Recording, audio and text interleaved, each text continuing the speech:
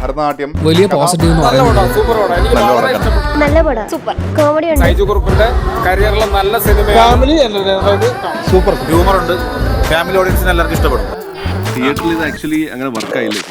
തോറ്റുപോകാൻ തയ്യാറല്ല എന്ന് ഉറപ്പിച്ചുകൊണ്ടായിരുന്നു OTT-യിൽ ഭരതനാട്യവുമായുള്ള Saiju കുറുപ്പിന്റെ entry. OTT പ്ലാറ്റ്ഫോമിലും ഈ ചിത്രം ഇപ്പോൾ സൂപ്പർ ഹിറ്റായിട്ട് ഓടുന്നു എന്നാണ് റിപ്പോർട്ടുകൾ പറയുന്നത്. ഇന്ത്യയിലെ തന്നെ ഏറ്റവും നന്നായി ഓടുന്ന 10 ചിത്രങ്ങൾ ഒന്നായി ഈ ചിത്രം മാറിയെന്നാണ്.